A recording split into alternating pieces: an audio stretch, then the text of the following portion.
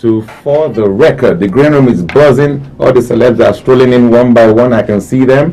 And today is a packed house. We have talking about a bit of sports, a bit of film, finance, and of course music.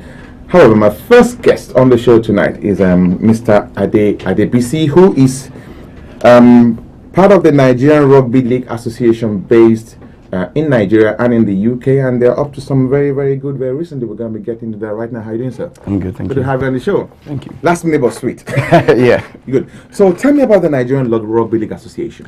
So we were established in 2008. Okay. And in Nigeria. In Nigeria. Okay. But nothing happened. Okay. And then obviously we now in 2018 when we came on board and revamped the whole thing, and it's actually gone good for us. We have a 10-team league, which is going to in Nigeria, which is going to be starting within a month.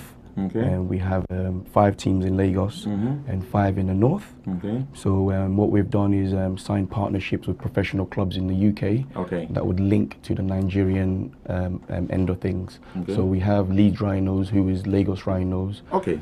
Yeah, we have Wakefield, Trinity. So it's just like having a UK Arsenal and then you have a Lagos Arsenal. Exactly. Okay. Exactly. And these UK partners help in the development of this homegrown talent in Nigeria. Yep. So they'll help with training, coaching, and then coaching swaps. So the coaches for the teams will come to the UK, learn how it's done properly, and hopefully the end goal is obviously to get the Nigerian players coming to play here in the UK professionally. So kind of like a feeder team, so to say. Yes. Ultimately. Yes. Okay. Now this is like, to put this into better perspective for our viewers, it's just like saying football is coming to Nigeria for the first time ever. Yep. Kind of.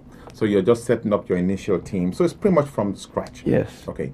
Now, another interesting news that's come out in very, very recent times is the Middle East Africa Rugby League Championship, which is going to be in its second edition, is holding in Nigeria. Yes. Okay. So and you intend to be working with some players from these teams you're setting up now to represent Nigeria in this tournament. How feasible is that? Oh, very, very feasible. In fact, 60% of the players will come from Nigeria, from the Nigerian leagues. Okay. And then the remaining will come from the UK UK mercenaries.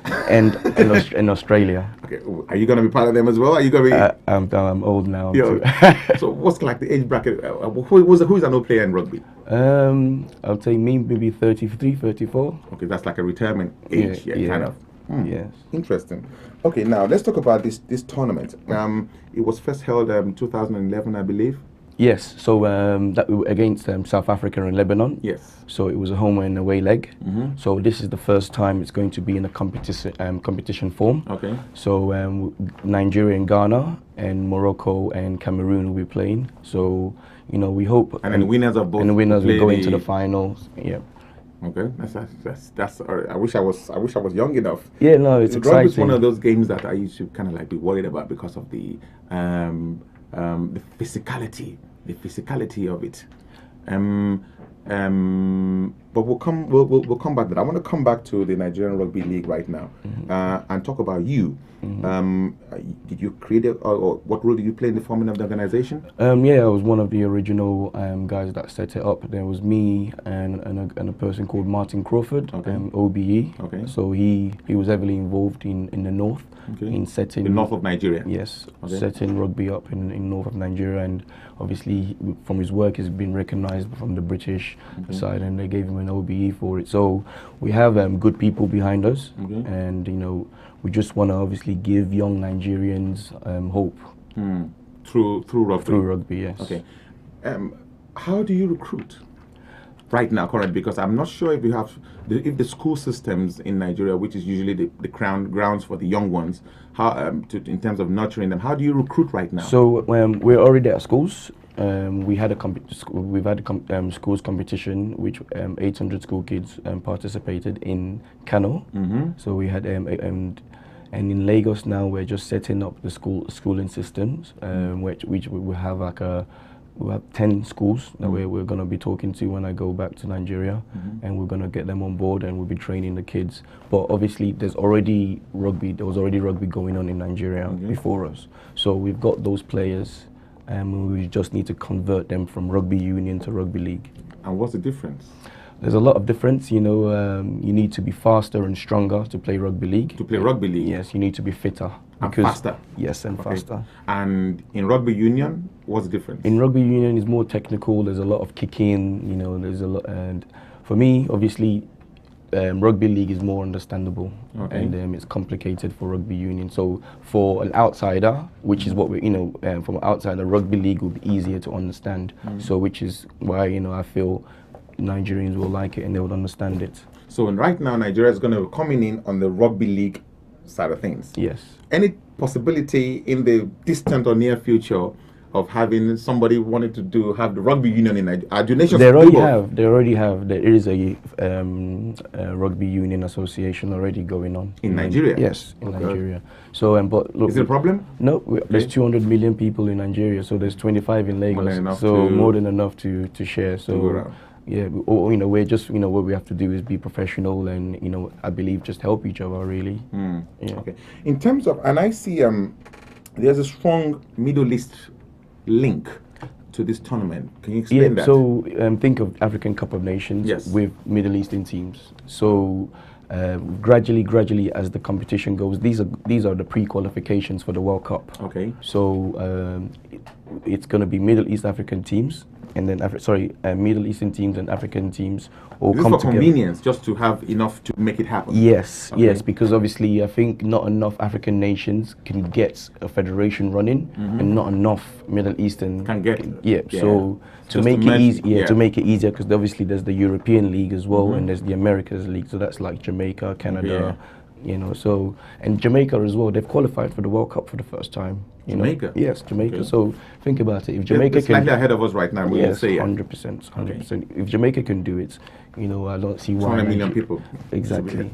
We should I would say Jamaica is like a small Nigerian local government. There are about 3 million people, you know, but then look at them in sports, you know, with investment. And which brings me to funding. How do you fund this? You know, as you know, everything's sacrificed. You know, we've so just a couple of us. You know, we've been funding it from for the last 2 years now. Out of pocket. Yes, out of pocket.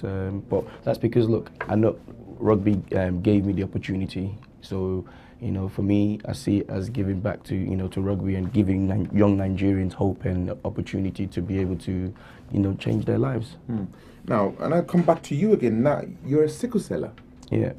We grew up being told that sickle cellers are not meant to be involved in anything physically tasking.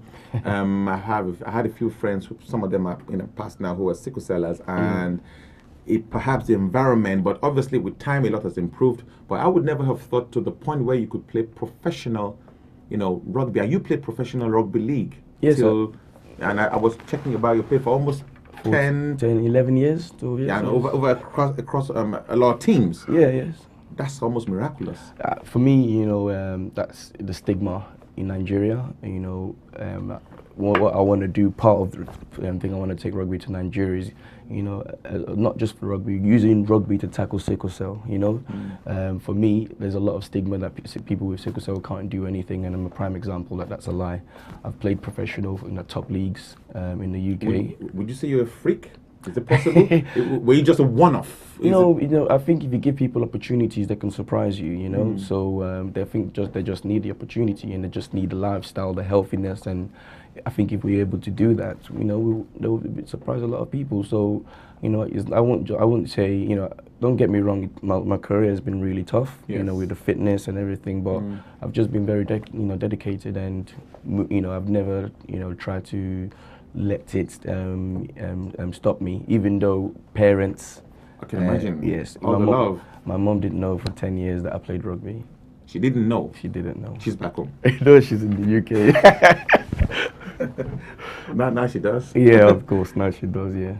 Interesting. And you have the ADE ADEBISI Sickle Cell Foundation. How long have you we're going to be more active now, with the rugby, with the World Cup trophy coming to Nigeria. So there's a lot of work that we're going to be doing around that. We've got some good people, who said that they would help. Even some charities, other charities will work in collaboration together. So I think what I wanted to do is give other people with sickle cell hope. You know, in Nigeria, when I went to Nigeria and I saw, how people with sickle cell, I felt terrible because it's just they've not been given any enough chances in life. So hopefully with this awareness and with me, we'll be able to push on. And lastly, with the countdown to the start of the league, and of course the start of the tournament coming up, it's absolutely important, especially at the stage you're in, for to have some level of government involvement. How's that been? We had an event 2 days ago at the Nigerian High Commission. The ambassador has been great, and the people in charge of sports have been great. So from this side, the Nigerian government they've been helpful. So we're hoping that can relate to when we go to Nigeria, and they'll be able to support us, because what we're doing, we're promoting Nigeria. We're bringing rugby. We're putting rugby on the map. Nigeria on the map. Yeah, because this is what we're doing. It's never been done, by anyone. So we have the Rugby League World Cup coming to Nigeria. We're playing in the Middle East Africa Championship. We're also going to have a regional training camp where 13 or 14 nations will come to Nigeria and come and get trained on how on refereeing and all the elements. So that's never been done. And so we're, like I said, Nigerians, we're very ambitious, and I'm ambitious. Now we know. Yeah. Thanks so much for coming on the show. Yeah, no awesome. I will be keeping an eye on what Cheers. you're doing. Thank you. That's been Mr. ADE ADEBISI of the Nigerian Rugby League Association, and give us an insight into the entry of rugby into Nigeria, Rugby League into Nigeria. And to stress that, Rugby League into Nigeria. We're going to break, and when we come back, we're going to be chilling out with Mama Africa herself. Stay tuned.